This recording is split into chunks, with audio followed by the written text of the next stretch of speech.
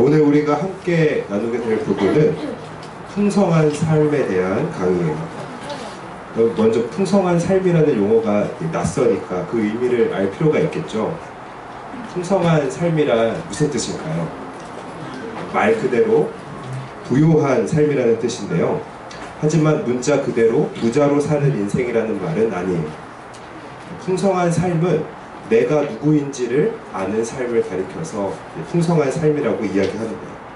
내가 어디에서 시작되었는지, 또 무엇을 위해 살아야 하는지, 그리고 어디로 가야 하는지, 그것을 아는 인생이 바로 우리가 여기서 말하는 풍성한 삶입니다. 그러니까 풍성한 삶에 대해서 우리가 이렇게 정의할 수가 있겠죠.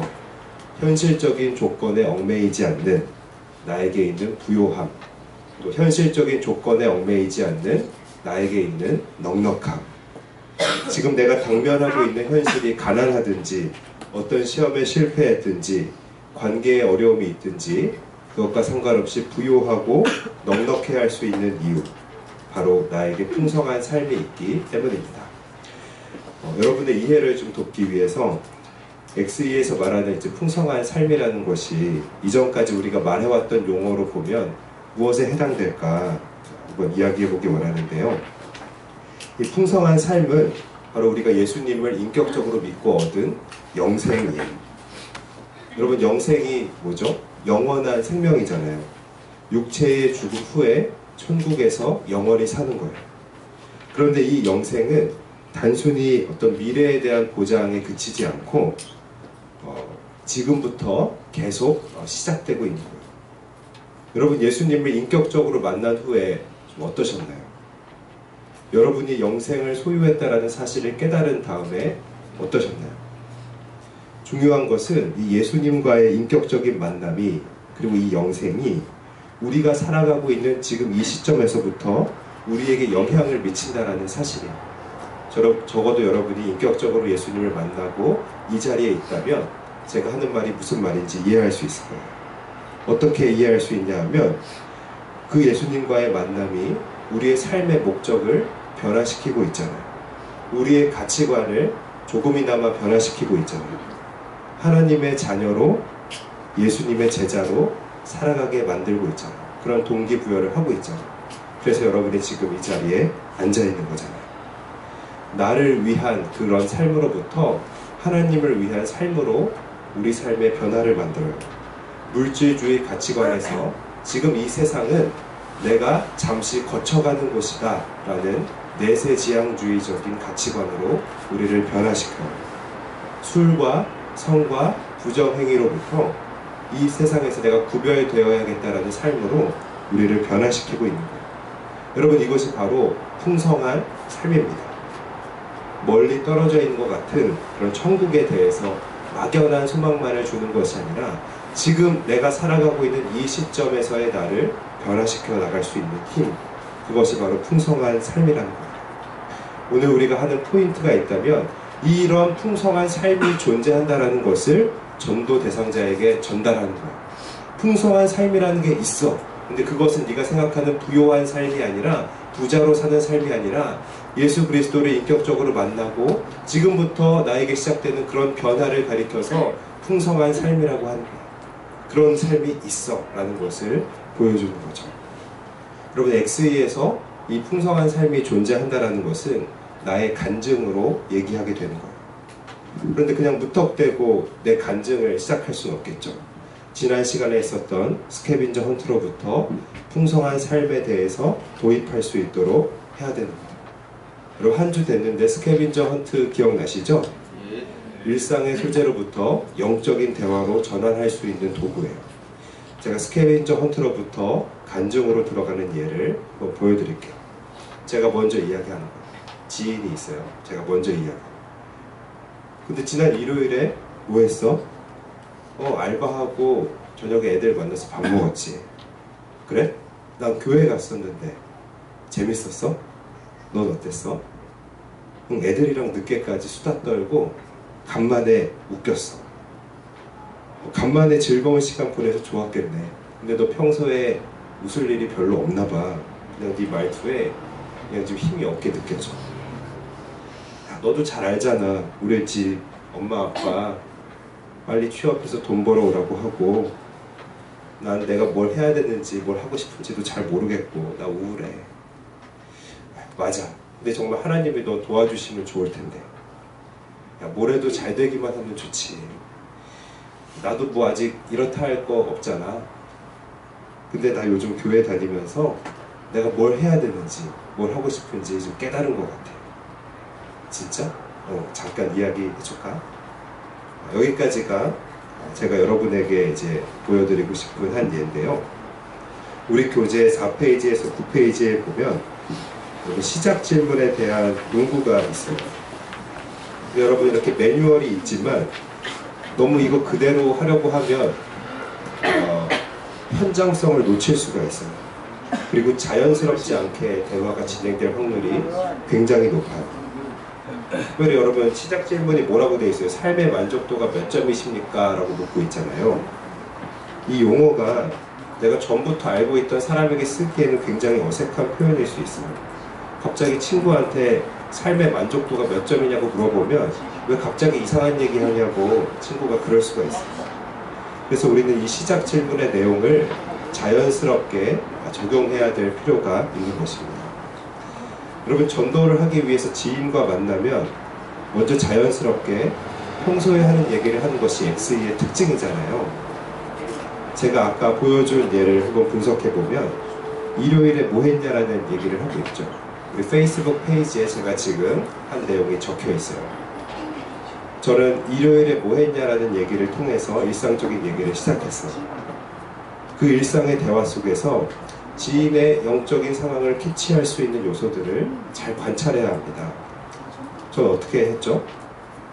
저의 지인이 간만에 웃었네 라는 말을 했잖아요. 간만에 웃었다라고 했고 그 말투가 힘이 없다라는 것을 통해서 평소에 웃을 일이 별로 없나 봐 라고 이렇게 물었어요. 그러니까 이 말이 제가 구사하는 삶의 만족도는 몇 점이니라는 질문인 거예요. 무슨 말인지 이해하시겠어요? 지인이 이 질문에 대해서 뭘 해야 되는지 모르겠고 우울하다라고 했는데 저는 여기서 어색하지 않게 하나님의 얘기를 툭 던지는 거예요.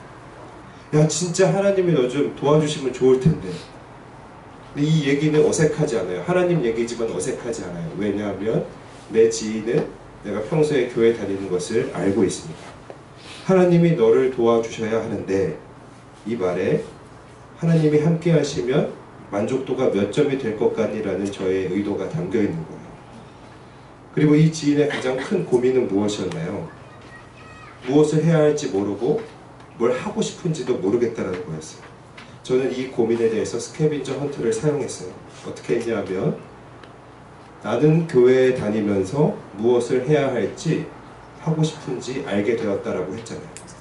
일상의 대화가 교회를 다니는 것을 통해서 그 같은 고민이 해결되었다는 것을 통해서 일상의 대화가 영적인 대화로 전환될 수 있는 계기가 마련되었죠. 그래서 이제 잠깐 이야기해 줄까라고 하면서 간증이 시작되는 겁니다. 여러분 XE에서 간증을 하는 목적을 우리가 잘 알아야 되는데요. 간증을 통해서 상대방을 뻑가게 하려는 게 아니라 감동시키거나 은혜받게 하려는 게 아니라 다음의 이야기로 넘어가기 위해서 하는 거예요. 다음에 복음 이야기를 해야 돼서 그것을 듣게 만들려는 거예요. 그러니까 제자 훈련에서 하는 간증의 목적, 그 내용과 다른 거예요. 그러니까 이 XE 간증에 너무 무게를 두거나 간증을 길게 하는 것은 본래 목적에 맞지 않는 거죠. 이 간증을 통해서 상대방을 막 180도 변화시키려고 하는 게 아니에요. 이 간증을 통해서 풍성한 삶이라는 게 있어 라는 것을 보여주고 그 풍성한 삶을 내가 누리고 있어 이것만 알게 해주면 되는 거예요. 다음 이야기를 계속 듣고 싶은 동기부여만 해주면 돼요. 그러니까 중요한 거는 이 간증에 너무 욕심 부리지 말고 짧게 지나가라는 거죠. 이 앞에 했던 그 대화에 이어지는 저의 간증의 예를 한번 들려드릴게요. 저의 간증이에요. 잠깐 이야기할까? 내가 원래 사고도 안 치고 부모님 말씀 잘 들으면서 무난하게 자랐잖아. 그래서 부모님과 친척들이 내게 기대를 많이 했어. 하지만 내가 고등학교 때 막 시 쓴다고 문학에 빠져가지고 공부도 소홀히 했고 어른들의 기대랑 다른 진학을 하게 됐잖아요. 그때부터 나는 뭔가 내가 다시 회복해야 할 어떤 명예가 있다라는 강박관념이 나한테 생기게 된 거야. 지금의 나는 진정한 내가 아니라고 하는, 그래서 누구를 만나도 난 자신이 없고 되게 화가 많이 났어. 그러면서 점점 외모에 대한 열등감도 난 많이 생겼어.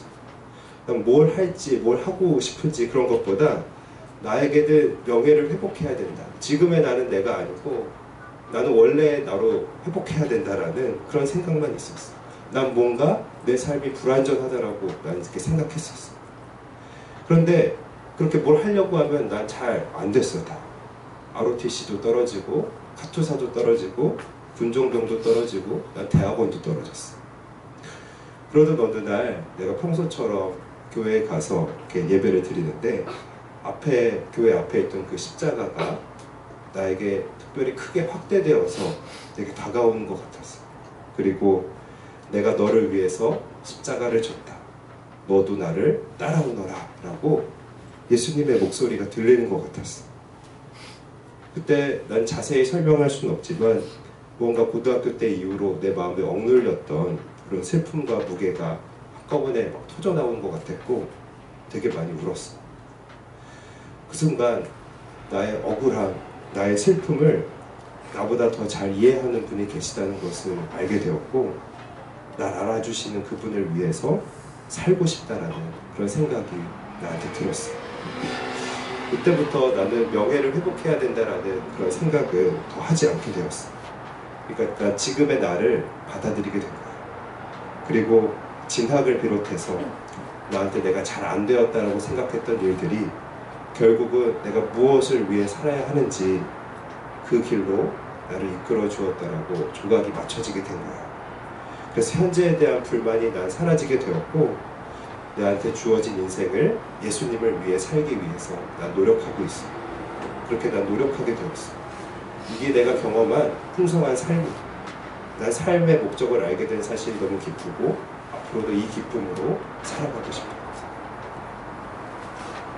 이게 저의 간증입니다. 풍성한 삶. 안 감동적이죠? 감동적일 필요가 없어. 그러니까 풍성한 삶이 있다는 것을 알려주고 내가 풍성한 삶을 누리고 있다는 것만 보여주면 돼요. 그러니까 이렇게 간증을 마치고 우리 11페이지에 보면 이렇게 되어 있어요. 복음 대화로 간증을 정리하면 되는 건데요. 예수님은 내게 풍성한 삶을 주기 원하셔. 그리고 그 풍성한 삶은 지금부터 앞으로 계속되는 거야. 이걸로 간증의 내용을 잘 정리하시면 됩니다. 여러분, 이렇게 XE의 간증은 풍성한 삶이라는 것이 있다는 것을 전달하는 것이고요. XE 간증을 할 때 유의해야 될 점은 아까도 말했지만 길면 안 되는 거예요. 그리고 자신이 실제 있었던 경험을 얘기해야 상대방의 공감을 얻을 수 있어요. 제가 이야기했던 것 중에 제가 실제로 경험한 이야기들을 했잖아요. 제가 실제로 실패했던 이야기들을 했잖아요. XE는 상대방의 공감을 이끌어내는 것이 중요하기 때문에 어떤 관념적인 이야기를 하는 것이 아니라 내가 실제로 경험했던 것을 말해야 돼요. 그 내용에 있어서는 예수님을 만나기 이전의 삶이 불완전한 삶이었다는 것을 내가 깨달았다라는 것을 보여줘야 돼요. 아까 제가 한 간증의 그 내용도 저희 페이스북 페이지에 올라와 있는데 저 이렇게 표현했었죠. 난 뭔가 내 삶이 불완전하다라고 느꼈던 거야. 예수님을 만나기 이전의 삶은 불완전한 삶이었다라는 것이 표시되어야 돼요.